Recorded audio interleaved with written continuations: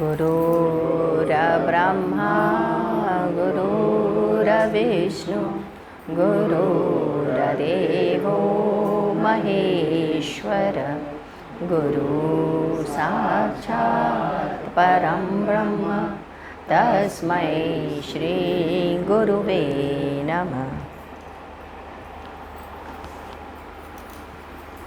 आइए आगे की तरफ पढ़ें। भक्त रामदास चमार, इसकी भी कथा गुरुदेव ने बताई। गुरुदेव ने भक्त रामदास चमार की कथा कही।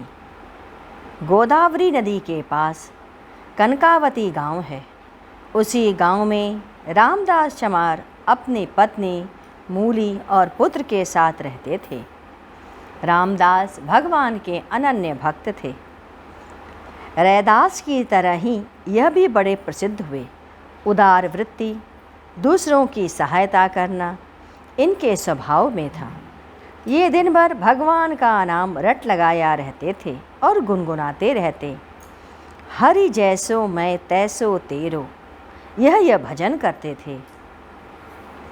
जूता सिलते, सफाई करते और दिन भर भगवत चिंतन में लगे रहते। एक दिन एक चोर इनके पास आया और कहा, अरे एक जोड़ा जूता दे दो। यह अपने भाव में थे। इन्होंने एक जोड़ी जूता उसे दे दिया। उसने उन जूतों के बदले उसे एक चिकनी सी बटिया दे दी और कहा, इससे अपनी नहनी ठीक करते रहना, कील ठोकने में सहायता देगी। रामदास उसे ले लिए। अब उसे अपने दोनों पैरों के बीच में फंसा करके उसमें अपनी नहनी ठीक करते, बीच में डाल के उसके धागा को रगड़ते इत्यादि काम किया करते। एक बार की बात है, वह बैठे हुए अपने जूते पे काम कर रहे थे, जूता ही सी रहे थे। एक ब्राह्मण उधर से गुजरा। उन्हें एक मूर्ति की ज़रूरत थी। उन्होंने रामदास के पास बटिया देखी। देख करके कहा, अरे यह तो शालिग्राम जैसा है। फिर वह पास आया और आ करके कहा, अरे यह तो शालिग्राम है। उसने कहा, तुम्हें जो पैसा लगे वो हमसे ले लो और इसे हमें दे दो।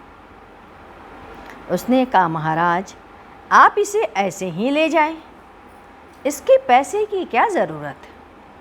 ब्राह्मण उसे लेकर के घर आ गया। अब उसे स्वप्न हुआ कि तुम बटिया जहाँ से लेकर के आए हो वहाँ पहुँचा दो। ब्राह्मण उठा था, उस बटिया की सेवा की, उसको स्नान कराया, उसे आसन पर बैठाया। फिर स्वप्न आया, यदि कल तक हमें नहीं पहुँचाओगे तो तुम्हारा अनिष्ट हो जाएगा। अब वह सवेरे सवेरे उठा और सीधे रामदास के पास पहुँच गया और बोला, अरे शालिग्राम भगवान है यह, इनका ध्यान रखो। और मुझे ऐसा स्वप्न हुआ है कि यह बटिया तुम्हारे ही पास रहेगी। अरे ये भगवान है, इनकी सेवा होती है। रामदास बड़ा ही दुखित हुआ। वह कहा, ये क्या, मैं तो इसे बीच में दबा कर रखता था। धीमे धीमे उनके अंदर वैराग्य आने लगा। क्या करें, पत्नी भी मुक्त कर नहीं पाएंगे, कैसे जिएं। वह शालिग्राम को लेकर के अब चलने लगे। जहाँ जाते शालिग्राम उनके साथ रहती। गोदावरी नदी के पास गए। अब जाकर के उन्होंने उस बटिया को स्नान कराए, फिर उसे अपने छाती पर लगाए। अपने छात कहते, इस बटिया को मैं क्या करूं, कहाँ रखूं, समझ नहीं आता। फिर नाखून से अपनी छाती को खोदकर बटिया को हृदय में रखने की कोशिश करते। एक दिन एक ब्राह्मण उनके पास आया और पूछा, इस पत्थर से क्या करते हो। रामदास ने कहा, इसकी निंदा मत करो, जाओ अपना काम करो। रात्रि में रामदास को स्वप्न हुआ। वही ब्राह्मण दिखा, रामदास तुम किस रूप में मुझे पाना चाहते हो। उसके बाद गुरुदेव ने अपने विदर्भ की यात्रा का वर्णन किया, जिसमें एक घटना का उल्लेख भी उन्होंने किया कि एक लड़की थी जो कि शिव की अनन्य भक्ता थी। एक बार एक सांप जो था कोबरा उसके सामने आया। उस समय वह पूजा कर रही थी। उसने सांप देखकर कहा, अरे भगवान, आप सांप बनकर आए हैं। वह दूध का भोग उनके सामने ले गई और बड़े प्रेम से उसे भोग लगाने लगी। भोग देते समय वह कोबरा उसे डंक मारा तो वह झूमने लगी। उसे पता ही नहीं चला कि वह भोग लगाने और खिलाने में इतनी बिहल थी। अचानक वही सांप अपना मुख उसी जगह पे लगा करके धीरे धीरे उसका जहर खींच लिया और बिना दूध पिए एक तरफ चला गया।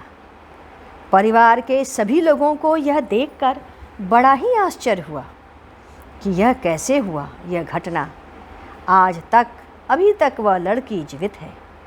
अपनी यात्रा के दौरान हम सब उस लड़की से मिलने भी गए थे।